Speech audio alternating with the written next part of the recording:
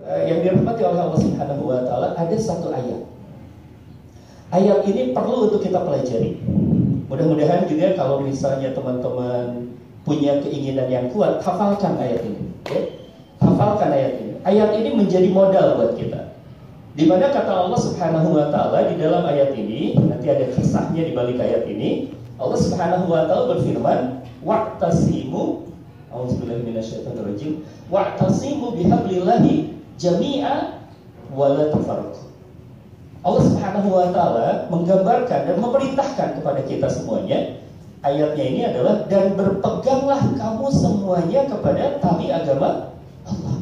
Wa'tasimu bihablillahi jami'a wa la tafarraqu. Wa la tafarraqu. Janganlah kemudian kau bercerai-berai. Kemudian Allah Subhanahu wa taala menceritakan ini di dalam ayat ini, Masya Allah. Yang kata Allah Subhanahu wa taala, "Wadhkuru ni'matallahi 'alaikum id kuntum a'da'an fa'alafa baina qulubikum. Fa'alafa baina qulubikum fa asbahtum bi ni'matihi ikhwana wa kuntum 'ala safa khutratin minan nar fa'anqadakum minha kadzalika yubayyinullahu lakum ayatihi la'alakum tattaqun." Berpeganglah kamu semuanya kepada tali Allah, kata Allah Subhanahu wa taala, dan janganlah kau bercerai-berai. Ingatlah akan nikmat Allah kepadamu ketika kamu masa dulu itu adalah masa-masa jahiliyah. Yang di masa jahiliyah itu, kalau kita lihat di ayat itu, cirinya apa? Jahiliyah itu bermusuh-musuhan. Kalau kita lihat di dalam sejarahnya Madinah, dulu Madinah namanya bukan Madinah, dulu namanya Yasrib. Kota Yasrib itu dulu 50 tahun pernah perang. Gak berhenti-berhenti, 50 tahun perang sebelum datangnya Islam ke kota Yasrib itu, ke kota Madinah itu. Perangnya disebutnya dengan perang Bu'ath. Perang antara dua suku besar yang ada terjadi di kota Yasrib tersebut. Mereka saling menyerang sampai 50 tahun perangnya. Berarti sudah satu generasi. 50 tahun perang terus menerus, Masya Allah. Maka kemudian ayat ini diturunkan oleh Allah Subhanahu wa taala juga berkenaan dengan sesuatu. Berkenaan dengan sesuatu. Sesuatunya ini penyebab turunnya ayat. Nah, ini penyebab turunnya ayat. Kita bisa lihat diriwayatkan oleh Al-Fadhiyabi dari Ibnu Abu Hatim, bersumber dari Ibnu Abbas. Siapa ini Ibnu Abbas? Ibnu Abbas ini adalah orang yang pernah didoakan oleh Rasul. Dulu orang yang sangat dekat sekali dengan Rasulullah, dan Rasulullah kemudian berdoa khusus untuk Ibnu Abbas. Apa doanya? Ya Allah, jadikan Ibnu Abbas tarzumul Quran. Masya Allah. Apa tarzumul Quran? Orang yang memahami Al-Quran. Orang yang sangat memahami Al-Quran. Ya, para sahabat kalau ingin memahami Quran, itu dirujuk sama Rasulullah, itu belajar sama Ibnu Abbas. Kalau mau membacanya dengan benar, belajar kepada Ibnu Mas'ud. Belajar kepada Ibnu Mas'ud. Kalau pemahamannya, belajar ke Ibnu Abbas. Ya, para sahabat dulu adalah orang-orang spesial. Mereka memiliki segitu deh. 1.800 dinar. Satu dinarnya berapa? Wah, luar biasa ya deh. Itu yang tersisa saja, aset yang tersisa, tabungannya beliau 1.800 dinar. Ya. Nah, itu orang-orang tertentu, dan ini para sahabat memang memiliki keunggulan-keunggulan. Nah, ini dari Ibnu Abbas. Ibnu Abbas kemudian bercerita bahwa turunnya ayat ini berkenaan dulu ketika kaum Aus dan kaum Khazraj duduk sama seperti kita hari ini. Lalu di antara mereka ada yang bercerita mengingat permusuhan di zaman dulu. Mengingat permusuhan di zaman dulu. Oh, dulu kita pernah perang, kamu kan dari suku yang lain, saya dari suku yang ini. Kita dulu pernah perang, wah, langsung kebanggaan sukunya itu timbul kembali. Kebanggaan sukunya itu timbul, dan lalu mulai merendahkan suku yang lainnya. Sehingga apa? Timbullah sebuah amarah. Sampai masing-masing memegang senjatanya, sampai mau perang lagi itu.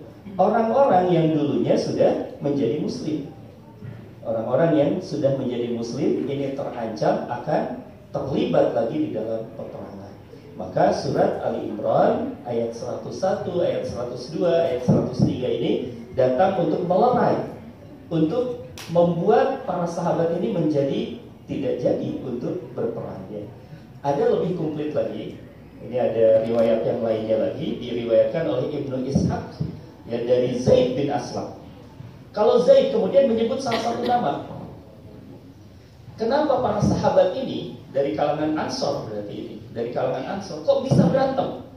Ternyata ada provokatornya. Siapa provokatornya ini? Seorang Yahudi. Seorang Yahudi. Masya Allah, Yahudi itu memang paling tidak suka melihat kita ini bersatu. Maka kemudian Yahudi ini bernama Syarif bin Qais. Dialah yang memprovokasi kaum Aus dan kaum Khazraj ini sampai kemudian mereka mau nama-nama khas kan, tidak lantas jadi misalnya siapa? Rian Pandepuh gitu. Karena kan dijajah sama Belanda gitu. Nggak ikut nama-nama Belanda.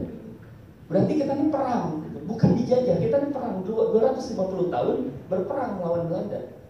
Dan kita tidak pernah kalah, tidak pernah 100% dikuasai gitu. Tapi mari kita coba lihat ya, yang mereka kemudian bisa leluasa untuk menguasai kita, cukup menguasai kita, ada satu strategi apa? Yang diambilnya oleh mereka adalah DVDF Repair. Bagaimana mereka memecah belah kita, antar suku kita tidak bisa saling mengenal, kemudian juga antar golongan, bahkan ya saking ya jahiliyahnya kita kebawa juga akhirnya supporter sepak bola saja nggak mau kita ini bersatu.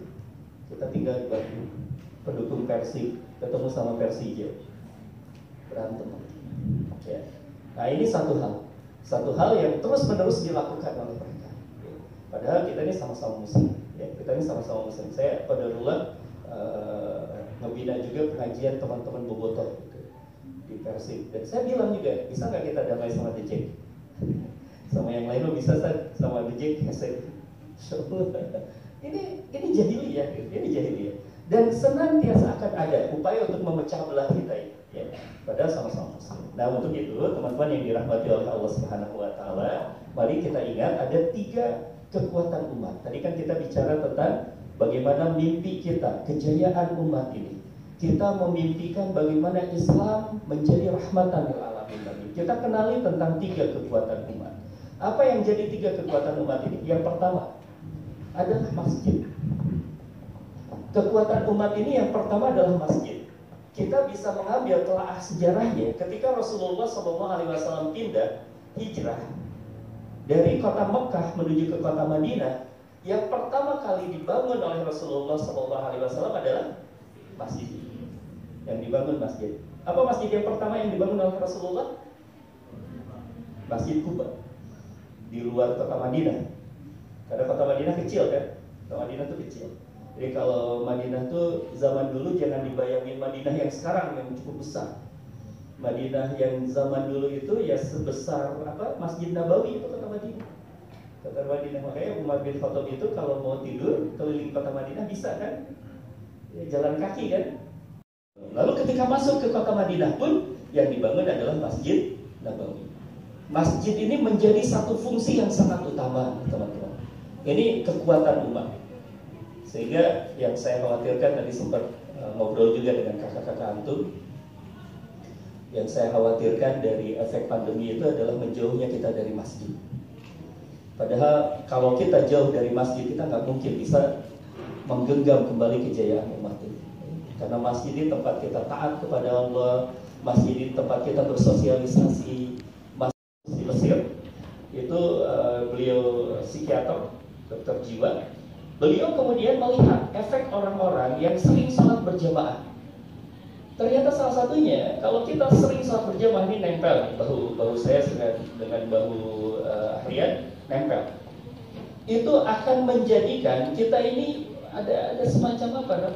Ikatan psikologisnya itu kuat. Maka orang yang berjamaah itu pasti akrab dengan orang-orang yang di kiri kanannya itu. Pasti akrab, sangat mudah untuk membangun ukhuwah itu kalau misalnya dimulainya dari masjid.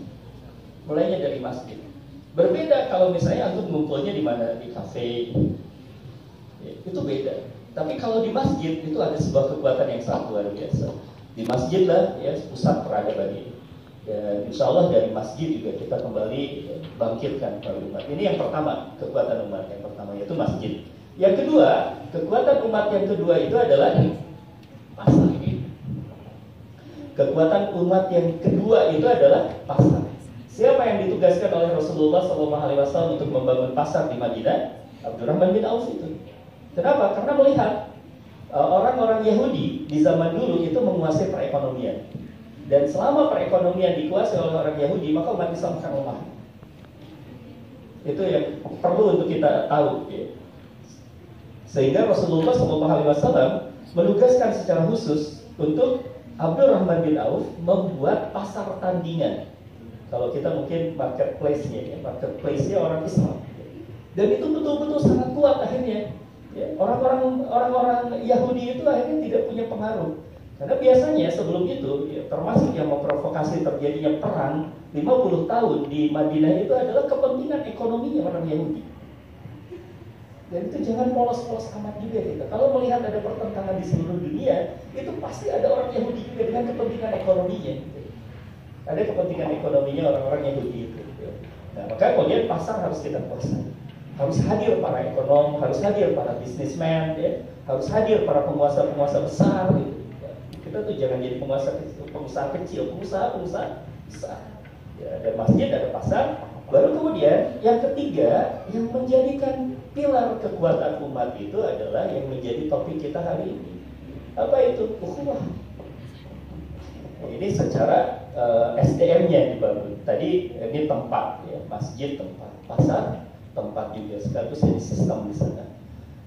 Lalu kemudian dibangunlah ukhuwah. Ukhuwah ini persiapan karena SDM-nya. Ya, kita mengenal ada perjanjian Aqabah 1, ada Baiat Aqabah 1, Baiat Aqabah 2. Itu janji setia tuh dari para Ansor ya, yang berjumpa dengan Rasulullah SAW untuk menyatukan mereka di dalam satu tubuh, di dalam satu bangunan yang namanya bangunan Islam itu.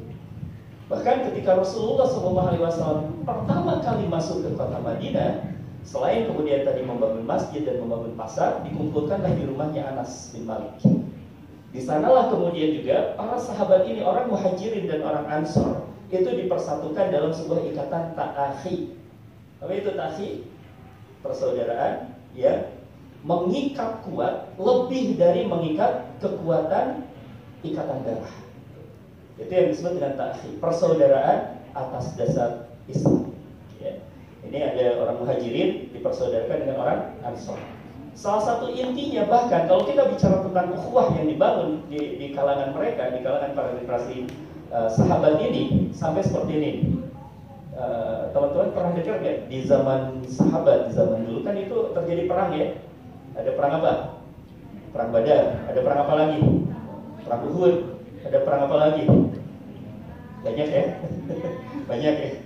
Kanlah itu di dalam Piagam Madinah 1 dan Piagam Madinah 2. Nanti teman-teman baca ya, Piagam Madinah 1 dan Piagam Madinah 2. Ini sangat penting. Ya, ini bangunan-bangunan kokoh.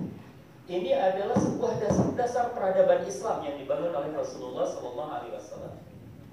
Piagam Madinah 1 konsolidasi internal, yaitu bagian antara Muhajirin dan Ansor dipersatukan dalam sebuah panji yang namanya Panji Islam. Itu dia boleh lagi ada perbedaan antara Muhajirin dengan Ansor. Tidak boleh lagi ada perbedaan antara satu suku dengan suku yang lainnya. Itu sangat luar biasa. Itu di Piagam Madinah 1 dan bahkan di Piagam Madinah 2 lebih besar lagi. Isi Piagam Madinah 2 itu adalah perjanjian umat Islam dengan Yahudi. Dengan Yahudi yang ada di Madinah. Bahwa Yahudi adalah terikat juga di dalam ukhuwah, tapi ukhuwahnya ukhuwah yang berbeda, bukan ukhuwah Islam. Karena menjadi citizennya, menjadi warga negaranya Madinah. Maka ada perjanjian, siapapun yang menjadi warga Madinah, apabila Madinah diserang, maka wajib angkat senjata semuanya. Termasuk dengan Quran kita akan menemukan surat Ahzab, perang Khandaq kita juga mengistilahkannya itu Yahudi berkhianat. Sehingga pada selesai perang Ahzab itu, pada selesai perang Khandaq itu, diputuskanlah oleh Allah Subhanahu wa taala bahwa mereka ini harus diusir dari kota Madinah dengan turunnya surat Al-Hasr. Ya. Tapi pada awalnya diikhtiarkan sebuah persatuan antara orang Muslim, Muhajirin, Ansor di sana dengan orang-orang Yahudi. Tapi orang Yahudi memang tabiatnya seperti itu. Ya, ketika mereka mengkhianati, Jadi bukan salahnya kita, bukan salahnya umat Islam, tapi salahnya mereka karena mereka mengkhianati. Mereka harus keluar dari Madinah. Nanti mereka membangun sebuah benteng kuat di Khaybar nanti. Tapi Khaybar pun akhirnya bisa terkalahkan. Dan ini momen yang sangat penting ya. Kalau teman-teman mengikuti berita-berita di Palestina gitu, nah itu teman-teman kita, saudara-saudara kita di Palestina punya sebuah semboyan, Khaybar, Khaybar, ya Yahud. Itu mengingatkan tentang benteng Khaybar yang dikuasai oleh orang Yahudi itu runtuh nantinya. Bahwa Jaish Muhammad, bahwa para tentaranya umat Islam ini kelak pun akan meruntuhkan kembali kekuatan Zionis dimanapun. Gitu ya. Kenapa? Karena memang di Khaybar pun pernah terjadi hal semacam itu. Nah ini kekuatannya dari mana? Kekuatan ukhuwah salah satunya. Masjid, pasar, dan ukhuwah dibangun oleh Rasulullah dan para sahabat. Ini 3 kekuatan iman. Dan termasuk juga kalau kita bicara tentang dakwah, ya kan teman-teman diharapkan ya yang ikut mentoring hari ini memang judulnya penutupan ya. Tapi kan tidak berarti akhir dari pergerakan kita, tidak berarti akhir dari dakwahnya teman-teman. Ya. Bahkan kakak-kakak antum sama saya juga berharap, kita semuanya berharap, teman-teman semuanya terlibat di masjid ini, terlibat di dakwah ini, terlibat. Bagaimana kemudian kita terus bergerak untuk membina umat ini. Dan modalnya apa? Kalau kita tidak bermodalkan ukhuwah, akan capek, gitu, akan lelah. Gitu. Akan lelah. Gitu. Tantangan yang begitu sangat besar. Kehidupan kampus yang begitu sangat luar biasa. Kalau kita tidak bergandengan tangan dalam ukhuwah ini, rasanya akan capek buat kita. Apalagi sendirian. Kita ingin merubah sendirian, nggak mungkin bisa. Sendirian. Nanti kayak apa? SpongeBob sendirian. Saya pernah nemenin anak saya ya Allah, jadi hafal ya, nyambung sendirian. Gak bisa sendirian itu. Kita harus berjamaah.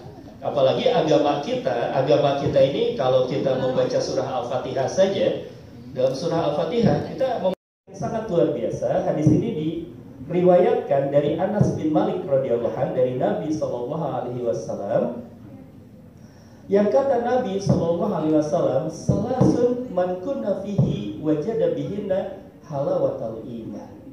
Ini kalau di Sahih Bukhari atau di Sahih Muslim dimasukkan ke dalam bab halawatal iman.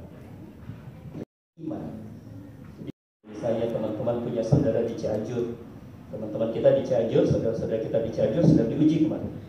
5 detik gempa hancur, Masya Allah. Itu cuma 5 detik. Cuma 5 detik gempanya. Itu rusak. Nah, tetapi kalau misalnya saudara-saudara kita yang punya iman dan imannya kokoh, diuji oleh Allah pun tetap dia merasa ada kelezatan. Apa kelezatan? Dia akan kembali kepada Allah dengan tawakal. Dia kembali kepada Allah dengan bagaimana dia berhusnuzon billah. Dia punya husnuzon billah. Inilah kenikmatan iman. Inilah salah satu kenikmatan. Dan kata Rasulullah SAW, seseorang itu akan merasakan tuh lezat manisnya kita memiliki Allah, dimiliki oleh Allah. Bagaimana kita beriman kepada Allah, menjadikan Allah sebagai Rabb kita. Kalau ada 3 hal. Apa 3 hal itu? Yang pertama adalah kata Rasulullah SAW, man kana Allah wa rasuluhu ahabba ilaihi. Yang Allah dan Rasulnya lebih ia cintai dari selain keduanya. Ini ada hubungannya dengan ukhuwah, ada juga hubungannya dengan ukhuwah. Kenapa? Karena di zaman dulu nih teman-teman, Mus'ab bin Umair misalnya, pernah dengar? Kenal dengan Mus'ab bin Umair? Enggak sih, kenal apa ya? Karena nggak sezaman gitu. Kalau antum kenal, saya mau minta nomor WhatsApp. Enggak kan deh. Tapi tahu kan, pernah dengar ya? Mus'ab bin Umair itu karena dia keimanannya, karena dia iman kepada Allah, beriman kepada Allah dan Rasulnya, itu sampai harus meninggalkan ibunya, meninggalkan orang tuanya. Dikejar-kejar sama ibunya, dipasung bahkan, tapi dia melarikan diri untuk apa? Untuk iman kepada Allah dan Rasul. Jadi karena dia sudah merasakan lezat dan manisnya iman. Bahkan juga ya, kalau misalnya kita lihat, pernah dengar Ikrimah? Pernah? Ikrimah itu anaknya siapa? Anaknya siapa? Anak ibunya pasti. Anak ibunya. Ikrimah itu anaknya Abu Jahal. Abu Jahal, tahu kan Abu Jahal? Abu Jahal tahu? sama-sama abunya. Tapi nggak level. Abu Janda tuh nggak diakuin sama kliennya Abu Jahal dan teman-teman, nggak juga diakuin sama umat Islam. Nanggung soalnya, nanggung. Mudah-mudahan Allah kasih hidayah kepada beliau ya. Selama beliau masih belum meninggal, masih ada kesempatan. Kita doakan, mudah-mudahan beliau dapat hidayah dari Allah. Ini satu hal, yaitu barang siapa yang Allah dan Rasulnya lebih ia cintai dari selain keduanya. Kemudian yang kedua, kata Rasulullah SAW, Masya Allah, ini sampai dikatakan, wa an yuhibbal mar'a la yuhibbuhu illa billah. Ini yang masuk ke dalam bab ukhuwah. Apabila seseorang mencintai seseorang yang lainnya karena Allah, dia berkumpul, dia berpisah karena Allah Subhanahu wa Ta'ala, maka orang-orang yang seperti ini akan merasakan lezat dan manisnya iman. Apa bahasa sederhananya? Ukhuwah. Orang yang bersatu, orang yang berkumpul. Kita hari ini berkumpul karena siapa? Karena Allah. Saya kalau nggak ingat kita berkumpul karena Allah juga berat datang ke sini ya. Teman-teman juga berat mungkin ya. Hari Sabtu mungkin lebih enak tidur kan? Tapi karena ingat ini perkumpulan yang sangat luar biasa. Kita mengingat ini ada ridhonya Allah, ngumpulnya di masjid, ketemu sama teman-teman yang beriman gitu ya. Ada sebuah kebahagiaan kita berkumpul dengan teman-teman kita yang satu iman ini. Maka insya Allah kalau kita terus menerus istiqamah ada di jalan ini, kita akan merasakan lezat dan manisnya iman. Jadi bahasa sederhananya lagi, ukhuwah inilah yang akan membahagiakan kita. Ingin bahagia? Salah satu jalan kebahagiaan itu kalau kita punya bestinya itu beneran gitu ya, di jalan Allah. Teman-teman kita di jalan Allah yang kelak mengingatkan kita tatkala kita salah, menggamit tangan kita tatkala kita lemah, menegur kita tatkala kita kemudian agak belok kiri belok kanan gitu. Ini teman yang sangat luar biasa. Karena di luar sana ada teman-teman antum juga yang siap narik-narik ke tempat-tempat yang salah. Apalagi jauh dari orang tua, itu akan ada juga orang-orang yang narik dari kiri dan kanannya itu. Karena memang janjinya setan seperti itu. Setan ketika dikutuk oleh Allah kan dia berkata kanan dari kiri dan dari belakang, gitu ya. Masya Allah. Ini yang kedua, apabila mencintai seseorang ia hanya mencintai karena Allah. Dan yang ketiga, ia benci untuk kembali kepada kekufuran setelah Allah menyelamatkannya, sebagaimana ia benci untuk dilemparkan ke dalam neraka. Alhamdulillah kita sudah menjadi orang yang beriman hari ini. Alhamdulillah juga antum sudah mengalami masa-masa mentoring. Kita kan sering berdoa, doanya apa? Rabbana la tuzigh qulubana ba'da idh hadaitana wa hab lana min ladunka rahmah innaka antal wahhab. Kita berdoa kepada Allah, ya Allah jangan cabut hidayah ini. Dulu saya pernah berkumpul di masjid. Jangan sampai kemudian kita menjadi menjauh lagi dari masjid. Ini hidayah dari Allah Subhanahu wa Ta'ala. Meskipun diwajibkan sama tapi kewajiban itu bisa jadi jalan hidayah buat kita semuanya. Yang diwajib-wajibkan itu ya nggak apa-apa, awal dipaksa tuh nggak apa-apa. Tapi insya Allah kita akan menemukan, oh ternyata ini menarik dan ternyata ini adalah berbahagia sekali buat kita ya, jalan kebahagiaan buat kita. Nah ini bukan hanya kuat ya ukhuwah itu, tapi juga jalan keindahan kita. Nah terlebih lagi kalau misalnya kita lihat nih, ada satu lagi kita lihat. Ada sebuah hadis qudsi. Inna Allah jalalah nanti. Bahwa sesungguhnya Allah berfirman pada hari kiamat nanti. Allah Subhanahu wa Ta'ala yaqul yaumul qiyamah, dia akan berfirman pada hari kiamat, aina mutahabbuna bijalali. Kata Allah Subhanahu wa Ta'ala, di mana orang yang dulu saling mengasihi dengan keagunganku? Di mana orang yang dulu pernah berkumpul, pernah bergabung, pernah bergerak karena Allah, itu dicari sama Allah. Dan ini salah satu golongan ini orang yang akan dinaungi. Nah, kayak ini teman-teman lihat kiri kanan kita hari ini ya. Ini bukti kita. Mudah-mudahan ini jadi hujah buat kita nanti kelak ya. Ini jadi jalan. Nanti kita akan berkata kepada Allah, ya Allah, saya punya teman, saya pernah berukhuwah dengan si fulan, dengan si fulana. Maka kemudian jadikan ini menjadi modal bahwa saya mendapatkan naungan tatkala orang lain tidak mendapatkan naungan kecuali naungan. Masya Allah, luar biasa teman-teman ya. Karena kalau di akhirat itu kan nanti itu tanpa ada tempat bernaung kecuali memang naungan dari Allah, pertolongan dari Allah. Ternyata ukhuwahnya sepenting ini. Ya. Jadi bukan hanya indahnya di dunia, tapi kelak juga akan menyelamatkan kita di akhirat. Semakin kuat kita, semakin menginginkan bagaimana caranya membangun ukhuwah, masuklah kita ke bagaimana membangun dan memperkuatnya. Ini masuk dalam materi mentoring itu masuk ke arkanul ukhuwah. Nah, kita bangun. Apa itu arkanul ukhuwahnya? Bagaimana agar ukhuwah itu bisa terbangun? Rukun-rukun ukhuwahnya pertama memang harus ta'aruf. Harus saling mengenal. Itu harus tahu namanya siapa, harus hafal fisiknya seperti apa, wajahnya ya. Kalau ketemu kita kenal. Bahkan kemudian kita harus tahu karakternya. Apalagi ya di dunia kampus kita yang tidak dari satu kota, tidak dari satu budaya yang sama. Kita bisa menjadi beda-beda budaya yang sama. Ada yang dari Sumatera Utara? Ada? Gak ada? Ada yang dari Sumatera Barat? Gak ada? Gak ada ya, orang Sumatera di sini gak ada ya? Ada? Ada? Oh ada, ya Sumatera Barat ya. Masya Allah. Ini kan berbeda jelas dengan orang-orang yang misalnya dari Jawa Tengah. Ada Jawa Tengah? Ada? Jawa Timur? Jawa Barat? Saya nggak mau nanya kalau Jawa Barat ada sama masih banyak ya. Masya Allah. Kita bisa berbeda ya. Bisa jadi hal apa yang kita lakukan itu berbeda dengan tanggapannya berbeda dengan orang lain. Satu saat saya ketemu dengan teman-teman saya banyak dari Medan. Teman-teman dari Medan itu pas ngomong ke saya itu teriak. Saya orang Sukabumi ya, dari Sukabumi itu Sunda makhluk halus pula kan. Jajaran makhluk halus kan. Sukabumi Cianjur ya. Gak bisa dibentak dikit kan. Orang Sukabumi Cianjur tuh ngomongnya pelan gitu. Ketemu sama orang Sumatera Utara yang teriak-teriak, saya kira marah gitu. Terus dia bilang, enggak, saya nggak marah, memang saya ngomongnya kayak gini oleh. Itu bagian dari ta'aruf ya.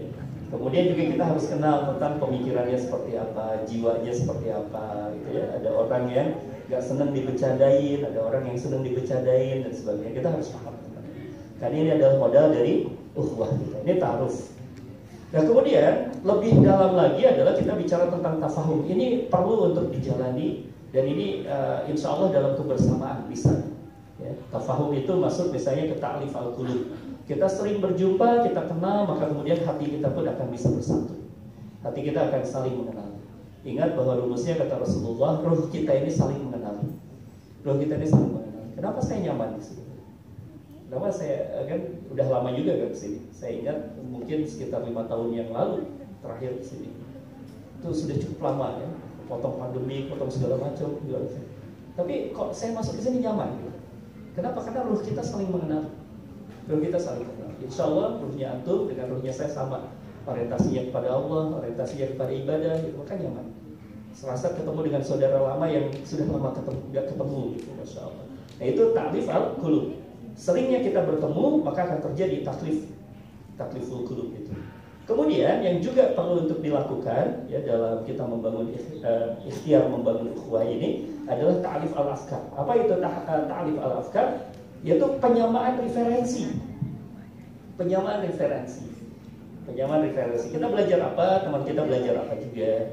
Dan ini akan mengurangi yang namanya tuh jurang perbedaan di antara kita.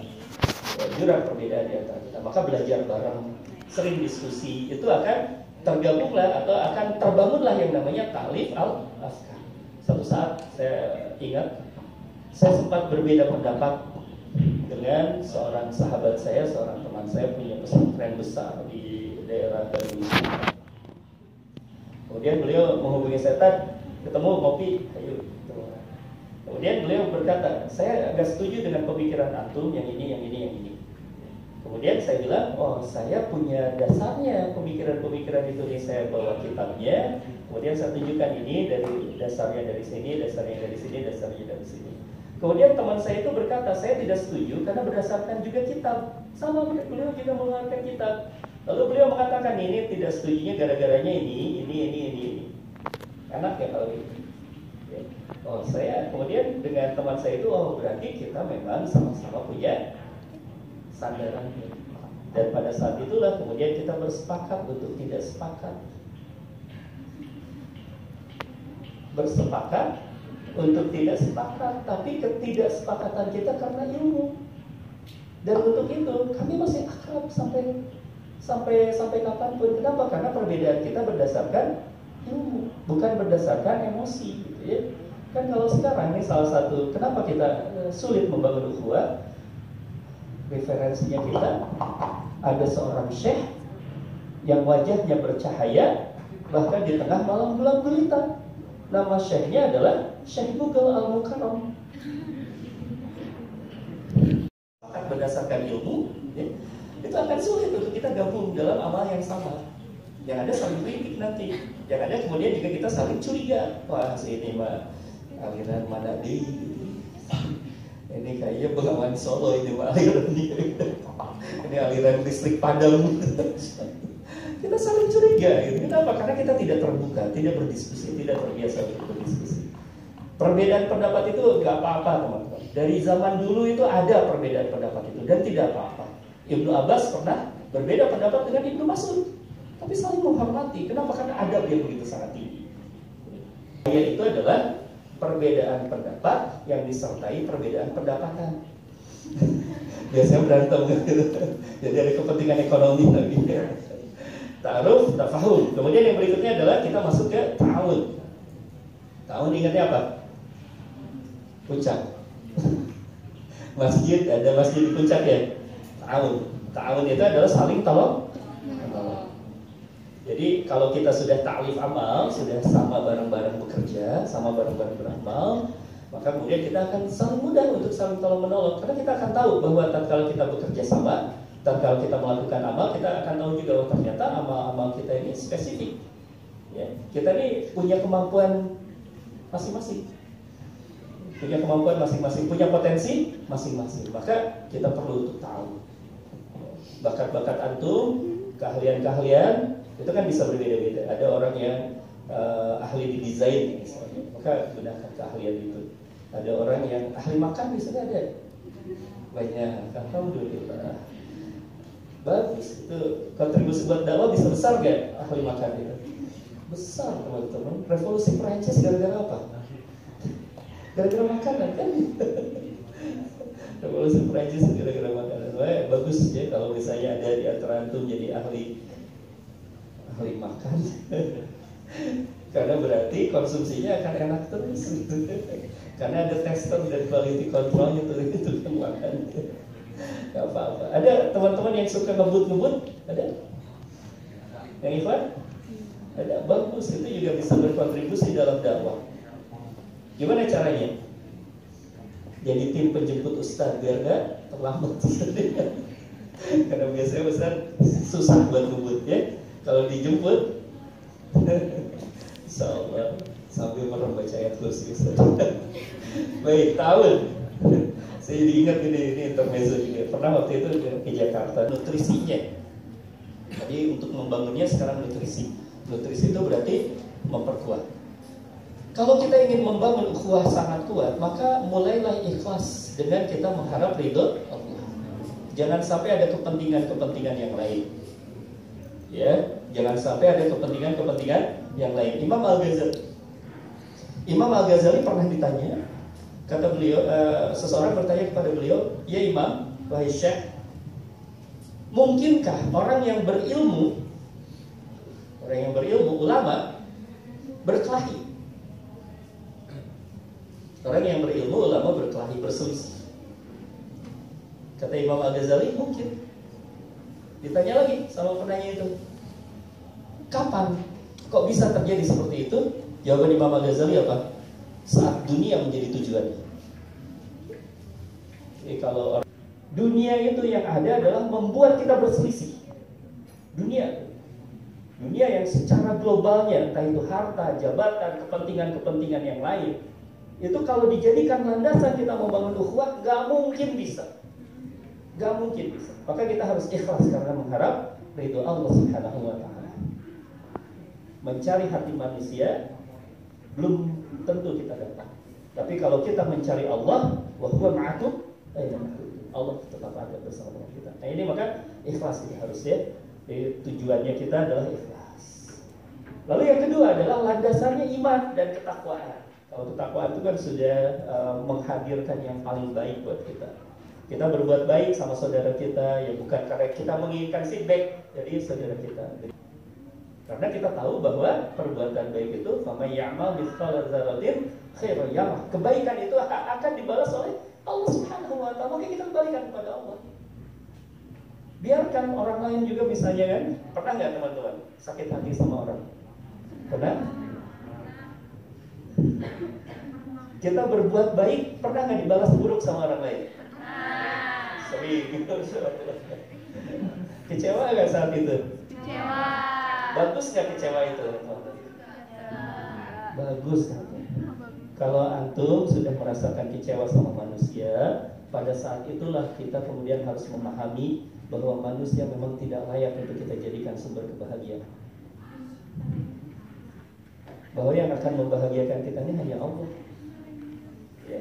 Yang akan menjadi tujuan kita ini hanya Allah. Ini buktinya. Tatkala antum berharap kepada manusia, sakit hati kita. Pernah pas kita senyum lalu dicemberutin sama orang? Pernah. Sakit hati kan ya? Masya Allah. Sering atau mah karena modus kali senyum. Masya Allah. Itu kita berbuat baik sama orang lain belum tentu feedbacknya baik. Saya pernah juga nyalamin orang. Kalau kita sudah kangen sama orang, lama nggak ketemu, salam dipeluk kan, marah. Kenapa? Karena ternyata tangannya lagi kena bisu. Karena ya itulah ya. Maka landasannya harus iman dan ketakwaan. Kemudian yang berikutnya lagi, ini yang menarik juga dan ini modalnya kita. Komitmenlah dengan adab Islam. Kita harus punya adab. Tinggikan adab kita di hadapan saudara kita ini. Ya. Perbedaan, kalau kita punya adab, selesai. Insya Allah. Tapi kalau kita ada perbedaan dan kita tidak punya adab, luar biasa. Ya. Akan sangat berat sekali. Kemudian juga landaskan pada saling menasehati. Ad-dinu nasihah. Agama itu nasihat. Kalau antum melihat saudara antum kurang, bukan untuk diekspos kekurangannya kita, bukan untuk diekspos kekurangan orang sahabat kita itu, tapi yang perlu untuk kita lakukan adalah kita hadir di samping mereka. Ya, ini teman-teman saya ingin tanya, menurut antum ada nggak orang jahat? Ada nggak orang jahat itu? Wujud? Ada? Orang jahat itu ada? Ada. Masya Allah. Saya tuh pernah ditanya sama guru saya juga, ya Ustaz Satori Abdul Rauf. Dia bertanya, jawabannya sama dengan antum. Saya menjawab ada. Kemudian guru saya tuh sambil ngelus-ngelus pundak saya tuh, nggak ada. Orang jahat itu nggak ada. Saya protes, saya masih tidak nerima loh. Ustaz, buktinya di luar sana banyak orang jahat.